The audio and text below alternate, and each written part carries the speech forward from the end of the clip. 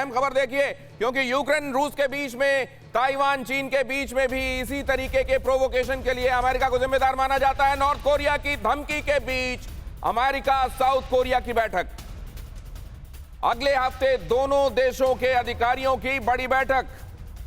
North Korea पर शिकंजा कसने की रणनीति पर की जाएगी चर्चा। 2018 के बाद पहली बार होने जा रही है हाई लेवल मीटिंग।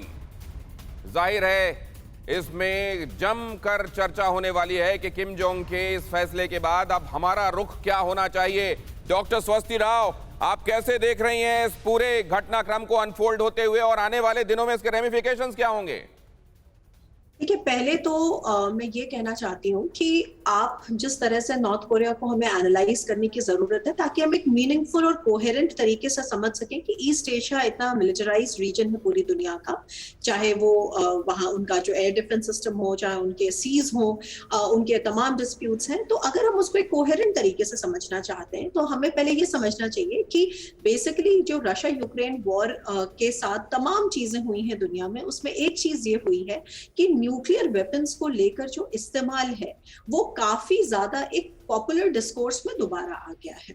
तो जैसे कि आपने देखा कि हालांकि ये बात टेक्निकली सच नहीं है, और बहुत सारे डिफेंस एक्सपर्ट्स आपको बताएंगे कि ऐसा नहीं होता है कि न्यूक्लियर वेपन्स को लेकर आप एक वार्निंग सिस्टम करते हैं कि हमने उनको वार्निंग पे लगा दिया है, हमने उनको रेडी कर दिया है। वो हमेशा रेडी होते हैं, you know, this is a technical difference that defence experts will tell you. लेकिन मेरा मतलब उसके पॉलिटिकल वेटेज से है। आप जब ऐसे स्टेटमेंट्स देते हैं तो आप क्या पॉलिटिकल मैसेज जो है वो बताना चाहते हैं, और इससे जो पॉलिटिकल मैसेज देना चाहते हैं वो ये कि हम अपने किसी चीज को एग्जिस्टेंशियल थ्रेट जब हम कहते हैं तो हम बात ये होती है कि हम फिर किसी भी चीज को एग्जिस्टेंशियल थ्रेट मान सकते हैं। जैसे कि फॉर एग्जांपल रूस का कहना यह है कि उन्होंने यूक्रेन पे इसलिए हमला किया क्योंकि यूक्रेन से रूस को एग्जिस्टेंशियल थ्रेट था। और आप देख रहे हैं कि किस तरह से ये this was completely turned on its head, कि इस तरह की कोई चीज हमें अभी तक समझ में नहीं आई कि रूस जैसी बड़ी मिलिट्री को यूक्रेन से एग्जिस्टेंशियल थ्रेट कैसे हो सकता है। एनीवे, तो मैं इसको ऐसे आपसे कहना चाहूंगी दो तीन बातें कि देखिए, नॉर्थ कोरिया का जो प्रोग्राम है वो प्रोग्राम केवल इसलिए प्रॉब्लमैटिक नहीं है क्योंकि नॉर्थ कोरिया और यूएसए की नहीं बनती। देखिए, ये प्रॉब्लमैटिक इसलिए भी है क्योंकि दुनिया में जिस तरह की हमें एक दो धुरियां दिख रही हैं, एक तरफ हमको डेमोक्रेटिक देश दिखते हैं, और इनको बिल्कुल मैं यहाँ पे जो प्रोफेसर साहब है उनकी बात से सहमत हूँ कि एक वैल्यू लेडन कॉन्सेप्ट डेमोक्रेसी में नहीं जाना चाहिए। लेकिन हमको जो एक लिबरल ऑर्डर का हमें एक्सेस दिखता है, जिसमें भारत का भी अच्छी खासी हिस्सेदारी है, और दूसरी तरफ हमको जो एक अथॉरिटेरियन स्टेट्स का हमको एक एक्सेस दिखता है।